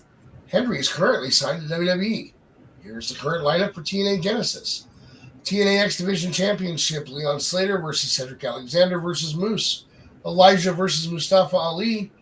TNA World Championship, Frankie Kazarian or Mike Santana as the champion versus Nick Nemeth. JDC retirement match, JDC versus Eddie Edwards, and Joe Hendry is scheduled to appear. That's your card for Genesis.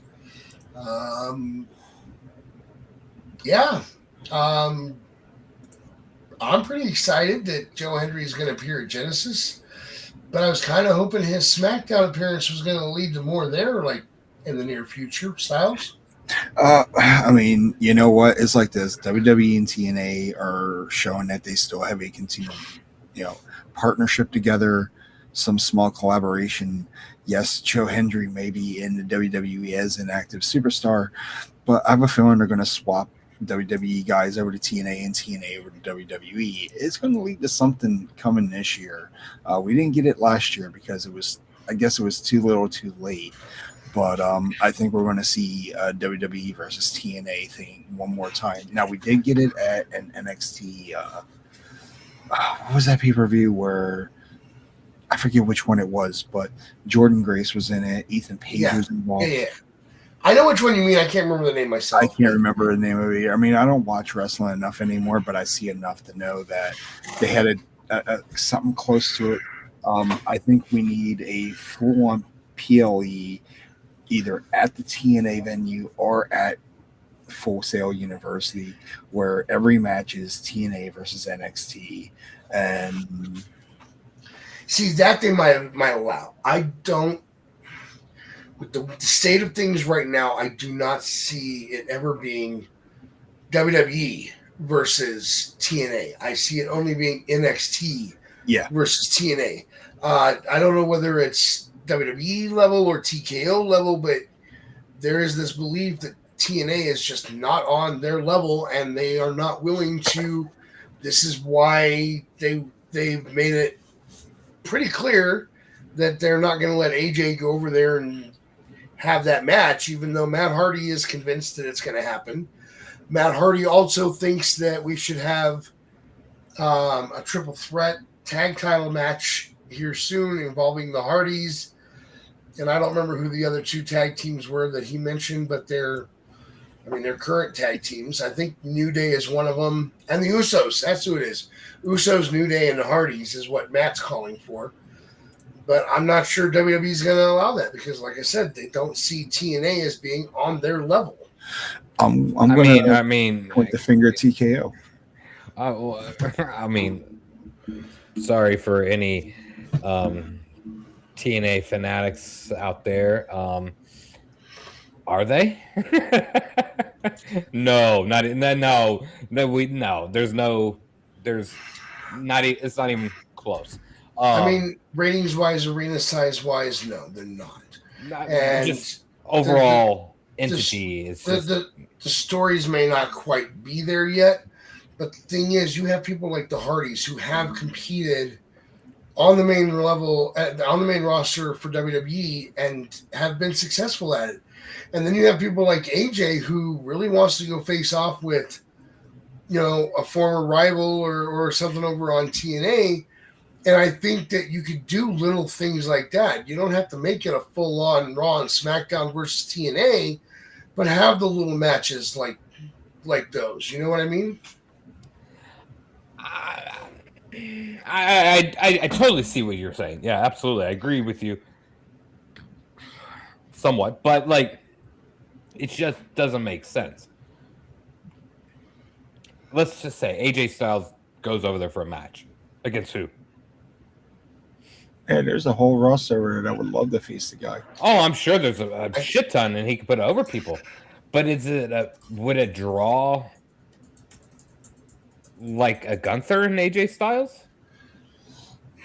Well, as long as it's got AJ Styles' name in there, it's already going to be a draw. And then in TKO's mindset, would he sell more merchandise over in TNA than he would on a weekly Monday Night Raw? I mean, it's Frankie Kazarian that he wants to face. Well, have him maybe come and face him in WWE. The thing with I don't like with main roster people going over to TNA is that I'm not against it by any means. I'm not saying any wrestler in TNA is not worthy of that. I mean, half the roster comes from TNA, and you know what I'm saying?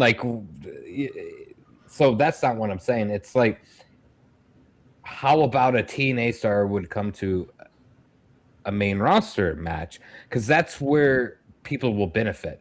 AJ Styles doesn't benefit going to TNA other than One, for himself, that he wants to have that match, and then two, for the internet darlings, right? It doesn't do anything for him.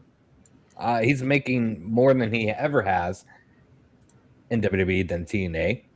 Why wouldn't you bring him from TNA to the main roster if that's what you want to do? That's where you're going to help elevate a star, maybe, get more eyes on him, help elevate the TNA brand more, which obviously we all know now WWE, NXT has some influence over there. So that's my point of view. I don't see any benefit for any WWE star to go over to TNA just for a one match. It doesn't benefit TKO, and that's going to be the main priority, right? So the best method is bring someone from TNA, like they've done with Joe Hendry. See how well that's worked for him, right? So that's my thing. I don't think main roster guys on the biggest wrestling promotion in the world of all time needs to go over to TNA to help anything. It doesn't make any sense. All right, guys, let's move on to AEW news. We have been calling for She Who Shall Not Be Named to go away for a long time now. Well, AEW has announced that Mercedes will be leaving the company. No, sadly, it's not that Mercedes. From Fightful, Mercedes Martinez is no longer with AEW following her contract expiration. Fightful Select has confirmed the news. She joined the promotion in December 2021, aligning with Jade Cargill. During her time with the promotion, she won the Ring of Honor Women's World Championship. She has not wrestled for ROH AEW since April of 2024.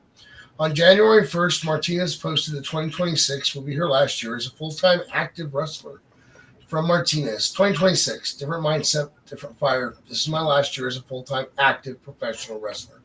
No contracts, no agents, no creative, just me and everything I've earned over 25 damn years in this business. Wrestling gave me everything. It broke me, built me, tested me, somehow still made me fall in love with it again. 2025 wasn't about being showcased. It was about going back to the indies, back to the grind, back to the reason I started, and remembering exactly who the hell I am. Giving back, teaching, helping the next generation, passing on what was given to me the hard way. That part means everything. So 2026 gets one more year of my body, my heart, and my fight. One more year of scars, sweat, pain, and pride. One more year of showing up and giving everything I've got, because that's the only way I've ever done this. The last few years flew by. I don't know what's next. All I've ever known is wrestling, grinding, and hustling. And for one more year, that's exactly what I'm going to do. I trust the universe to meet me where I'm at, and like it always has. Goodbye, 2025. One last run. Martinez started her career in 2001. She's a former Ring of Honor Women's World Champion, has competed for WWE, AEW, and various independent promotions. Baron, on a scale of 1 to 10, how disappointed are you that it wasn't that Mercedes? 2. Yeah, you and Dizzy are the Mercedes haters. But yeah. Styles, same question. I mean, I'll be honest. She's like the Hulk Hogan of AEW, and I liked her better when she was an active WWE superstar. The fact that I actually got to meet her at a live event not far from here and got a picture with her. I mean, she seems like a chill gal, but when it comes business-wise, I think she blew herself up to the moon. Like, she was the greatest thing out there. And nothing personal. I get it. It's part of her job and it's part of her gimmick. But she's not who she says she is. And she couldn't get fired soon enough. Sadly, it was Martinez and not Monet. I'm pretty sure She Who Shall Not Be Named probably blew something to get where she's at. Mercedes Martinez, good luck with what you have planned. Sounds like your future is exactly what you want it to be, and that's a beautiful thing. Absolutely. All right. In New Japan Pro Wrestling news, well, New Japan kind of meets AEW. The flippy guy has been out injured for a few months and is not expected to return for a few more months. But wait, why was he at New Year's Dash? From eWrestling News, Will Ospreay appears at New Year's Dash promises New Japan Pro Wrestling return after his AEW business. Will Ospreay made a surprise return to New Japan Pro Wrestling at New Year's Dash 2026. The AEW star appeared after the United Empire won an 8-man tag match. Current leader Callum Newman declared this was a new version of the faction before Ospreay arrived and promised to stand with them again once he is cleared to wrestle and resolves his AEW obligations. Newman, who has previously expressed frustration with Ospreay, teased attacking him with a chair, showing their tension is ready to explode when Ospreay returns to NJPW. So, and Ospreay tweeted out that he's got to put things right. So I brought this up for two reasons. I wanted to talk about this. Number one, considering the injury that has him out for a few more months, should he have really put himself into a situation where there was a risk of injury? Even if you tell your fellow people you can't put your hands on me because I'm injured, doesn't always work out that way, especially if there's tension between the two of you. And my second question is, does it sound like he's not re-signing with AEW? Because that's kind of what I'm hearing when he says he's going to tie up his AEW obligations. Baron, I'll start with you. Yeah, no, it definitely does. I think we just been fooled one too many times with AEW stars leaving and coming and going, so I don't really know how to take that. It could all be, just for show, right? I think that's where he benefits the most is AEW. I think he's the top star over there. He just don't have too many other options to go anywhere else. Right. Styles? I mean, like you said, he's recovering from a neck surgery. Another subject we talked about a bit ago. Never work yourself into a situation where you don't know when you're coming back. Don't try to come back early and play it safe because you could jeopardize your career even more. I mean, when it comes to Ospreay, we know what kind of guy he is. He is a beast in the ring. He is a very agile wrestler as well, as I like to say. But he needs not get himself too involved yet because he's not even sure when he's going to return. Don't return sooner because if you get back into it, you're going to be right back where you started. Someone who cares about the business so much, even though I don't watch as much as I used to, I don't like seeing these guys get too involved prior to coming back from a major injury and recovery like this. We all know he is the bro that loves to come, that likes to, come back as soon as possible, make himself look like he's 110%, but we all know inside he's not. He's getting older now. He's working a slower pace. He's not the guy who he used to be. But the last thing I want to see this guy do is return and just completely jeopardize his career because he wants to kayfabe talk smack and find a way to ruin his career within 30 seconds. All it's going to take is one bad neck bump and that's it for him. That's all she wrote. It'll be another Edge or Daniel Bryan story.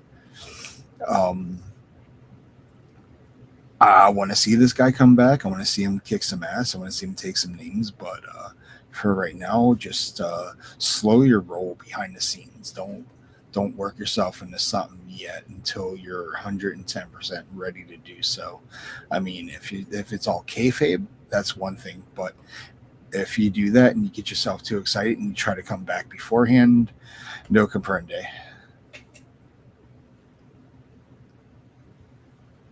Yeah, I think it's weird that we're talking about a guy that put off his injury downtime because AEW needed him, which most likely extended his injury downtime.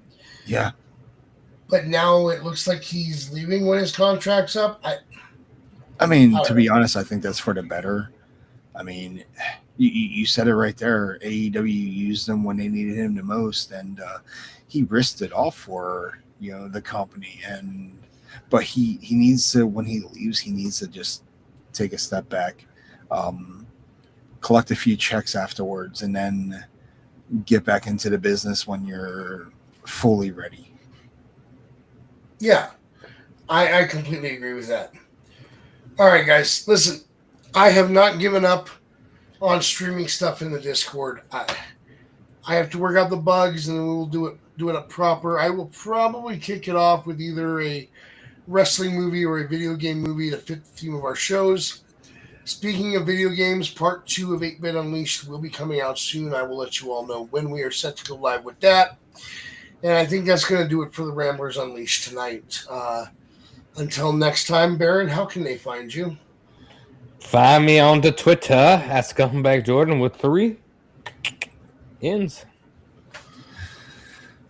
Styles? Find that name right there on Kick. You'll catch me streaming retro games all the time and maybe some PUBG. Sadly, it's not without Baron because every time I see him, he's playing like Hello Kitty World of Adventures and shit.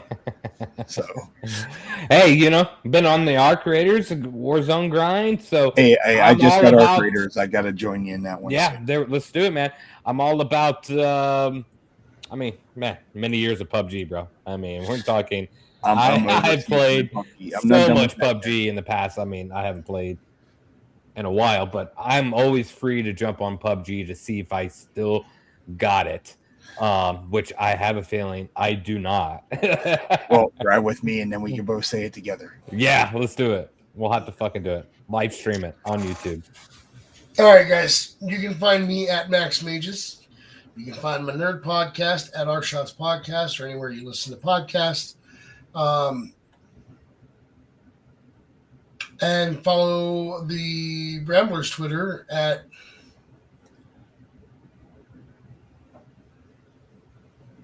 I think it's Ramblers Unleashed. I think it's at Ramblers Pod. Oh yeah, Ramblers. That's right. I'm not on X anymore, so I can't really. Yeah, I know I've been up too long when I start blanking like that. Yeah, find that at the Ramblers Pod. And if you want to go to the website for Random Shots, that's random-shots.net. Guys, we will see you again next week. There are some things coming up that are going to require some changes to how things happen. But I think Baron and I are very capable of handling the additional absence, and we can probably pull off something while they're gone. But we'll explain all that later. For right now, let us work out the bugs behind the scene, and then we'll tell you what it's going to be. So, for my co-hosts here, everybody, you have a wonderful night. We'll see you back next week right here on YouTube.